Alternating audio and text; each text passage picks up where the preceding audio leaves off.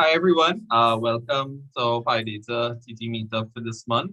So today we have Mr. Gregory Ollivierre. He'll be talking about GPU accelerating analysis of ship traffic data in the Gulf of Mexico. So before we get started, we'd just like to remind everyone about our PyData Code of Conduct. Basically, just be kind to others, do not insult or put down others, behave professionally. Remember that harassment, sexist, racist, or exclusionary jokes are not appropriate for PyData. All communication should be appropriate for professional audience, including people of many different backgrounds. Sexual language and imagery is not appropriate. PyData is dedicated to providing a harassment-free community for everyone, regardless of their sexual orientation, gender identity, expression, disability, physical appearance, body size, race, or religion. We do not tolerate harassment of community members in any form. Thank you for helping us making this a welcoming and friendly community for all. Okay, so with that said, Greg, when you're ready, you can take it away. Yeah, thanks, Chris, for that introduction. Good night, good afternoon, depending on your time zone, everyone. My name's Gregory Ollivierre, and today I'll be talking about ship traffic data in the Gulf of Mexico, and hopefully looking at ways that the GPU can help accelerate that.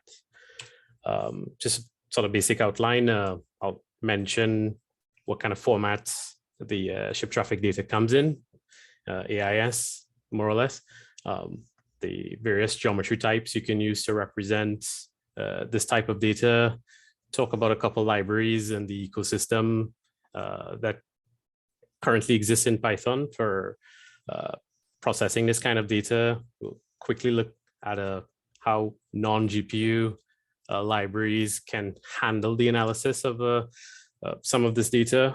And then we'll move over to how cuSpatial can accelerate some parts of it. And yeah, hopefully get some nice questions and stuff at the end. So jumping right in, what's the motivation for this talk? Well, I've always been interested in ship traffic and ship data around the world. And even at the beginning of the pandemic, it seemed like, cargo traffic data especially, and tanker traffic data can help, kind of predict economic, situations in general. So AIS data provides a pretty rich sort of data set for analyzing the movement of these types of ships in general. I mean, it does cover, pleasure craft and stuff as well. But today we'll just be looking at like tanker traffic in general and cargo traffic. So AIS stands for Automatic Identification System. It's almost like the transponder you'd have on a plane. This is the equivalent for ships, and it could apply to land-based vessels as well. But depending on where you get your data set from, in this case, it would have been the Coast Guard. It is marine traffic in general. The typical broadcast frequency for, well, the repetitiveness that is of data coming from ships is every minute. It is transferred on the VHF band, sometimes also to the satellite, depending on where you get coverage. And it more or less conveys a general set of information, like a squawk, like, hey, I'm a ship, I'm here. This is where I'm at. This is my speed. This is where I'm heading. I'm safe. Don't worry about me, kind of thing. So with that in mind, if we kind of have a basic snapshot of what this is here, you can represent the traffic or the pathway that a ship is going to take with a couple of formats. The most obvious of which is a point. So two XY coordinates, more or less constitute a pathway, but a single XY coordinate tells you where it is at any given point in time. You put a collection of those together and you get what's called a line string. And that's a set of points that follow a predetermined path. And you can assume that if you go from the beginning to the end of a line string, that is the path that, for example, an airplane or a ship in this case took. It can overlap back onto each other. and all those sorts of things. But the key point of a line string is that it's a collection of points sort of ordered in, time in this case. Trajectory is sort of an abstraction on top of that, which can just be a sequential set of points in time, and time is the key component for a trajectory, because a trajectory doesn't really have much of a meaning if you don't consider time.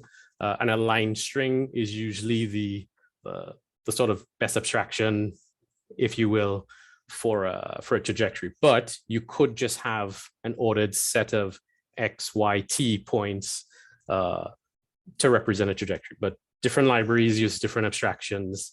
But the key thing to remember here is that a point and a line string are like the basic ways to represent a ship on any projection on the Earth in any given point in time. So the current ecosystem kind of follows these sets of libraries. You'll notice that cuSpatial came about in 2019.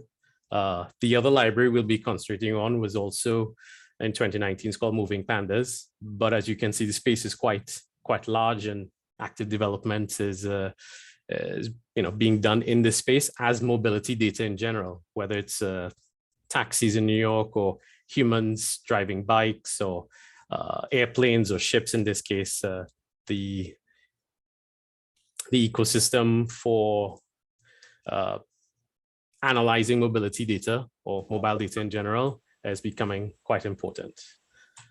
So just a quick, rundown of Moving Pandas, which is the sort of non-GPU library we'll be focusing on today. It has some pretty good abstractions of trajectories in general. It's based on top of GeoPandas, which is the sort of Python workhorse for geometric data, in much the same way that Pandas is the regular workhorse for any sort of tabular data. You can think of GeoPandas as just pandas, but one of the columns now represents, some sort of spatial representation, or some sort of geometric representation. It has a lot of specific fit-for-purpose algorithms that would develop specifically for trajectories. One of them we'll be covering today, which is like stop detection. It also is heavily integrated with Ollivierre, so it has like a native plotting library built in. It has some weaknesses, which is where cuSpatial will come in, because it's not really meant for processing a lot of data, and computations can be quite slow. Just a quick rundown of where the data set came from.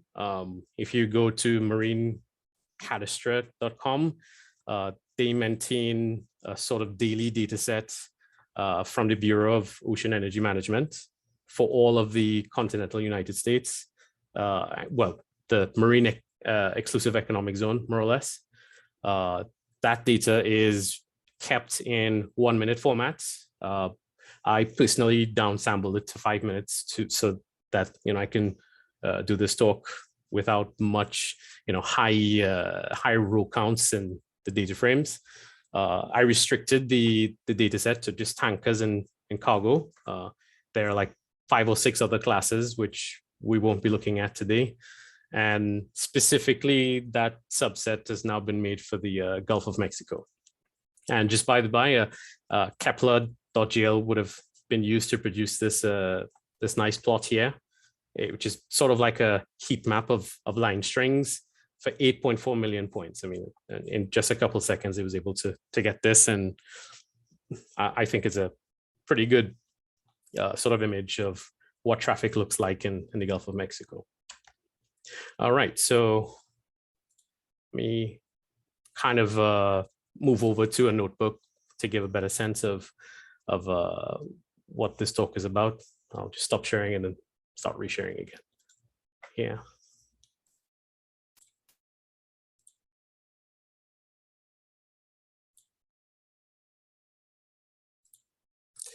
Okay, can everyone see the notebook?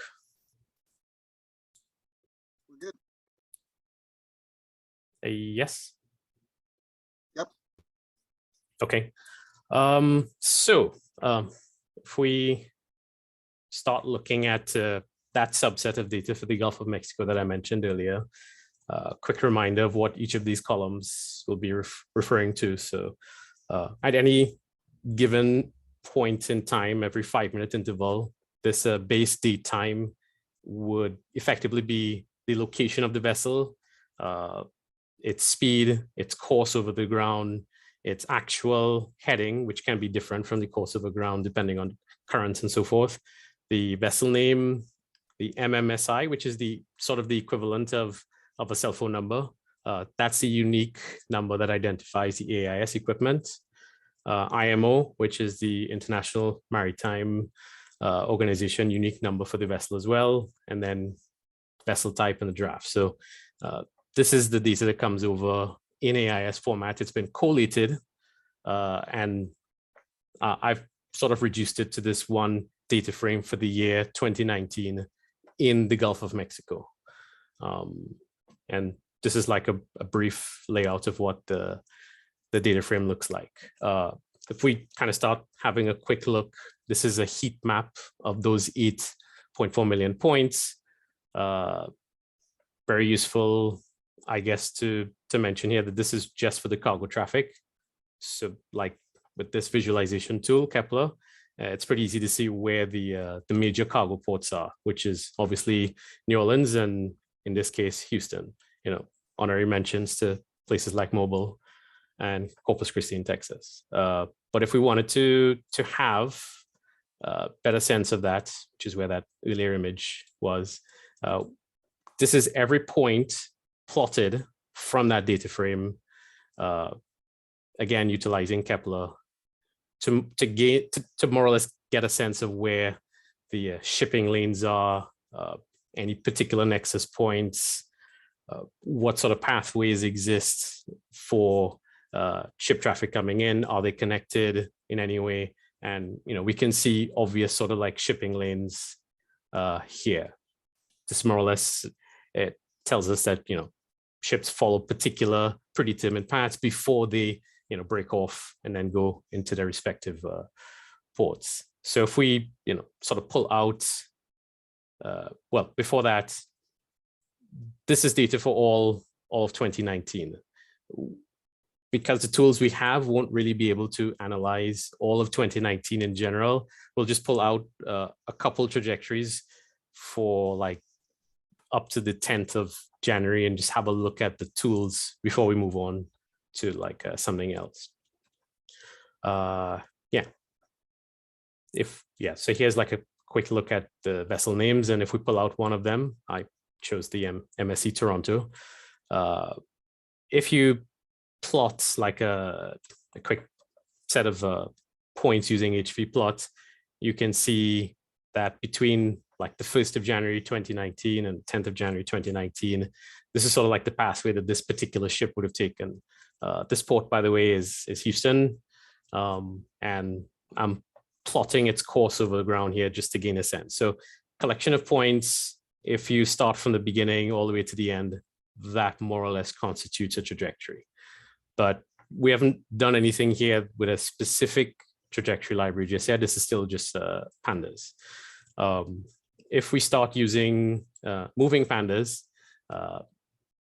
moving Pandas has a method called a trajectory collection, and it can abstract directly from a GeoPandas data frame in a particular projection. In this case, it's WGS84, represented by the CRS code 4326. So it crunches behind the scenes and outputs an abstraction per vessel, which is the unique ID here represented by the MMSI. So for each vessel in this time frame from the 1st of January to the 10th of January, it outputs its abstraction of a trajectory, which is from beginning to end. More or less, we can think of it as an ordered set of points for that from beginning to end of time, in that sort of data frame structure. But there's also another abstraction that it maintains, which is the line string, as I mentioned before. So this particular line string abstraction is what those points we would have had before are now per vessel, 178 different vessels here with their MMSIs can now be reduced to a line string of a particular length, duration of time that it covers. This is one abstraction of a trajectory. We can look at various things like the total distance of each trajectory. Quite a few of them are, very, very short trips, but quite a few of them are longer trips, like one quick look, I guess. We can have a sense of what the speed of this vessel was, or its course over the ground coming into the port. So it's following one bearing, goes into the port, takes another bearing, comes back out. This is another one here where you could see the speed over the ground. Nothing too special here. It's like follows a particular regular speed before it approaches the port, goes in, docks, and then speeds up, comes back out. If we want to see that over time, this is what the speed of the vessel sort of looks like. So up to this point, some very basic functionality, right? But Moving Pandas has some extra functionality, one of which, for example, is smoothing. This particular trajectory is relatively smooth. It isn't erratic. You don't have random points all around because the equipment is malfunctioning. But if you were, or if you did have an example of that, this library gives you the ability to smooth that trajectory to what it should have been, in a spatial sense, within a particular standard deviation and a certain allowance for noise. In this case, there wasn't much noise, so the path looks pretty much the same.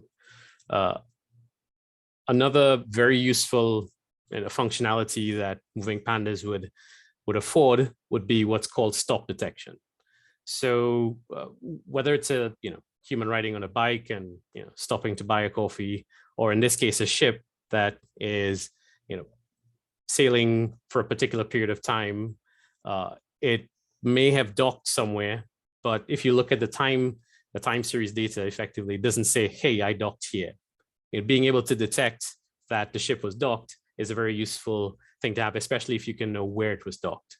So Moving Pandas has sort of fit for purpose algorithms that have been built that can more or less analyze what a stop is in a speed sense, in a spatial sense. And I look at two of them here. If you define a stop for a ship, for example, by saying if you spent more than an hour in not moving 200 meters away from where you are, then that's a stop. And for this particular trajectory, if we look again here, this would be kind of where the port is, and we're seeing that the speed is almost zero out here. So that's almost a place that it has stopped. So if we look at these 2 points, I hope everyone can see the green dot here and also the red dot here. Using just 60 minutes and 200 meters in the definition, you can now find algorithmically where the stop is without based on the abstraction of a trajectory. Another way that you could have defined a stop would have been to define, for example, how long did you stay at a particular speed? So in this case, a vessel capable of doing 50 knots, I don't know what that is in meters per second, but let's say below 1 meter per second, you stayed at that speed for 2 hours, or in this case, I specified 4 hours. Perhaps that's also a stop. You may have been not moving for a long period of time. That could also help us, get to the end goal, which is actually splitting the trajectory into 2 pieces. So if you use the stop criteria here, 60 minutes and the 200 meters, you can take what was one trajectory and now split it into 2 because it now becomes 2 pieces, conceptually. You could do the same thing for speeds, depending on how you defined it. And the new sort of trajectory abstraction that you get is now 3 pieces rather than a single piece that goes from beginning to end. You now have you would have split the original trajectory, which would have been a multitude of points from beginning to end, now into 3 pieces that are, sectionized based on where you stopped. That's a very useful functionality to have, and hopefully this animation works. Just to get a sense of what like this ship would have done over the course of the 10 days, we can kind of plot one of these little, I'll try to follow it as best I can. You can more or less see what it's doing. It's gone into port, it stayed there, and hopefully this animation is coming across. It should come back out of the port very soon. Yep, there it is, comes back out. We follow it, and it should go hang around somewhere out here. Yep. Yeah, which corresponds almost exactly to what we would have been seeing here. Sails up, follows a particular shipping lane, goes into port, comes back out, and then this is where we left it on the 10th of January. So stop detection and trajectory splitting are 2 functionalities that moving pandas would have built in. Another useful native feature that it would have is the ability to clip or restrict a trajectory to a specific zone. So just going back up to this sort of parent image here, if we were only interested in the port of Houston, we could draw a polygon around that, or we could draw a geometric shape around the port and try to restrict all of this data that we're getting to that specific area. And Moving Pandas has a clip functionality. So if you define the polygon based on a collection of points, this is in a format called Shapely, and Shapely is the native geometric library for GeoPandas. This is what it looks like as well. So we're now looking at a subsection of the Gulf of Mexico again, which is just the port of Houston.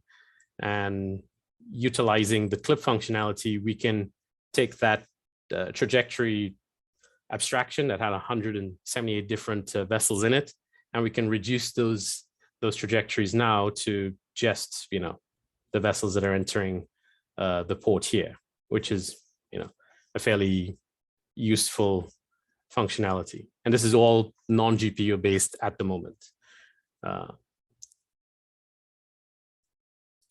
Yeah, just as a precursor to what's going to come next, like if we wanted to compare the traffic between cargo and tankers in the Gulf of Mexico with a non-GPU method, we could just read in these data sets in Pandas and get to a graph like this. But I'll just stop sharing here and go back to here for a quick second.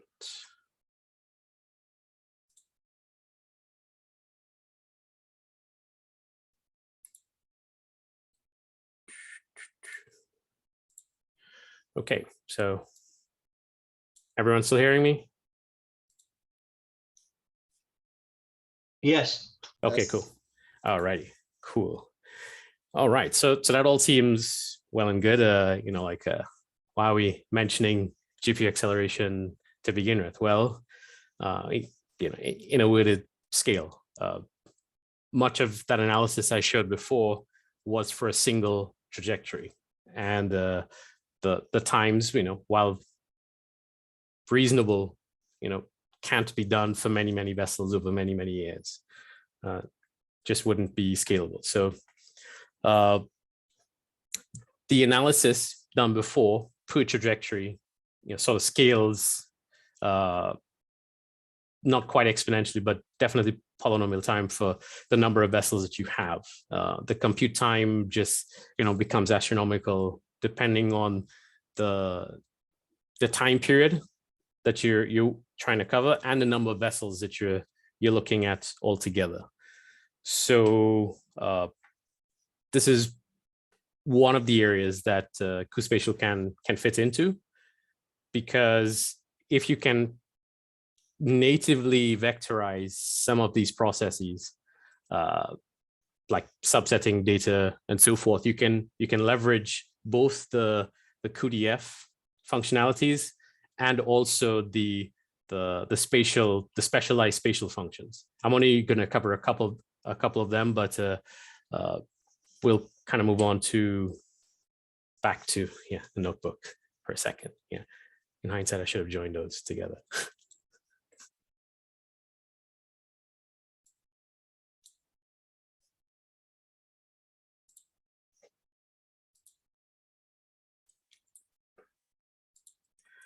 All right, cool. So let's say, for example, we were starting from the original data that I had, that I pulled off of the Marine Cadastre website. It would have been arranged into CSV files by date. So if we kind of have a quick look at what the daily data looks like, this is for the 1st of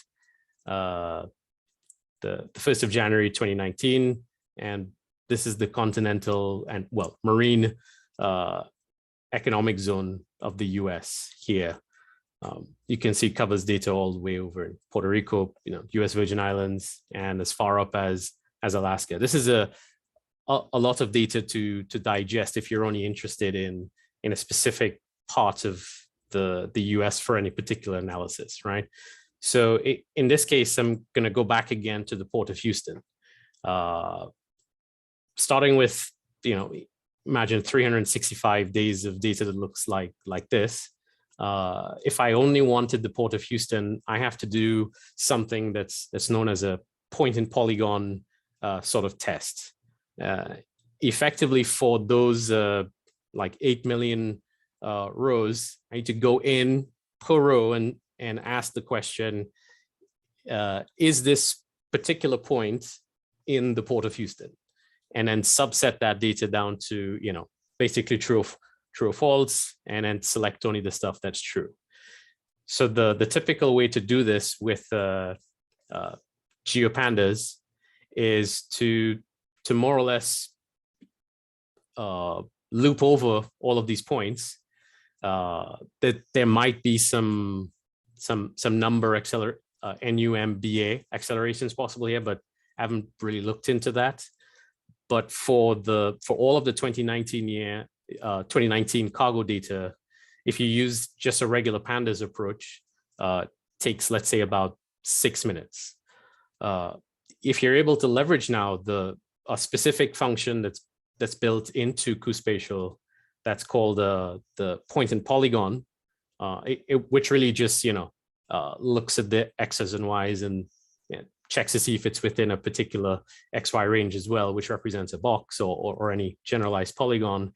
The time is significant. It's 6 minutes versus 9 seconds. So a point and polygon approach is very applicable towards vectorizing some processes.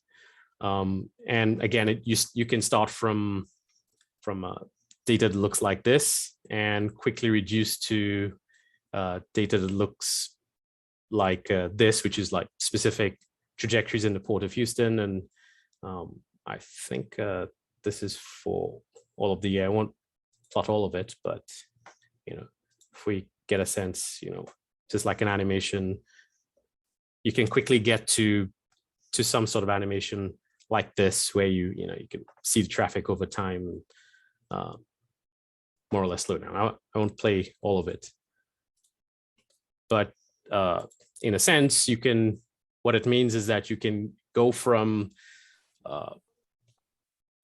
the tabular representation for a year's worth of data to some, quick checks like the Port of Houston, like tanker traffic is definitely, always higher than cargo traffic. but for the Port of Louisiana, cargo traffic is always more significant than tanker traffic. That's just one sort of aspect of where cuSpatial decreases the time significantly to getting an answer, utilizing its point and polygon methodology. Another sort of quick test would be that trajectory. Let me just quickly show this again. When we were using moving pandas, it took some time, so for this short period of time, to get to this sort of line string abstraction of what a trajectory is. Utilizing, even very basic, there's still some for loops here, but even some very basic QDF functionality, we can reduce that time significantly and still get a similar result. So, for example, here it takes over a minute and a half to get the line string geometric representation of those vessels. So 313 different vessels here, utilizing a QDF methodology that's now 28 seconds. And the CPU time comparison is even less. And again, the time it takes to go from a point-based data set that covers all of the US down to a simple abstraction like this, where you can see the line strings, you can see, oh, okay, this is where the shipping lanes were, and maybe even at a more granular level where vessels came into close contact with each other, again, significantly reduced.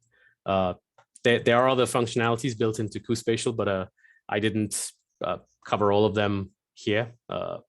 There are many other functionalities that are possible, but yeah, so I'm sharing there.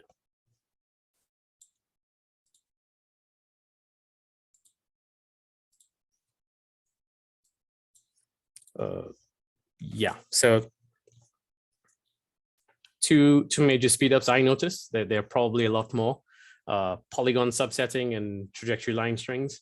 I imagine as well that the point representation of a trajectory based on QDF would be even faster, because it's effectively just a sort that's based on a unique ID and time. And yeah, on my relatively simple system, I was able to see these sorts of speed ups. So I can only imagine that with larger GPU memory capabilities, where a lot more of this data can just stay on the GPU, the possibilities are probably even more significant. So in general, I would say that any process that can be parallelized or vectorized on the sort of non-GPU space can reasonably find a lot of speed up in the cuSpatial side of things. One of them would be like the addition of something like a speed, in a sense, because on the GPU, the representation of a point should be like inside of an array. So and those pieces of memory should be pretty close to each other. So that should be vectorized. Whereas in the Pandas space, there are vectorizable possibilities. But yeah, I imagine anything you can do on the GPU will always outperform some of those vectorized processes you can do in Pandas. And because at the moment cuSpatial has as part of its IO interface the import of any GeoPandas data frame, effectively any current workflow, whether it's analyzing bikes or the migration patterns of birds or whatever it is, if it can be represented in GeoPandas, it can now be supplemented into a cuSpatial, or a part of it can be supplemented inside of cuSpatial now and into the future because of that interoperability. I expect that cuSpatial will have some other native abstractions as well, but at the moment, because GeoPandas is one of those like IO options, anything you can currently do with GeoPandas, you should be able to supplement part of it at least in cuSpatial. Oh yeah, well, obviously, many thanks to Thompson for his live coding session with me and the cuSpatial team in general. And yeah, the A100 was very nice to use. Hope that I'll take any questions now, I guess.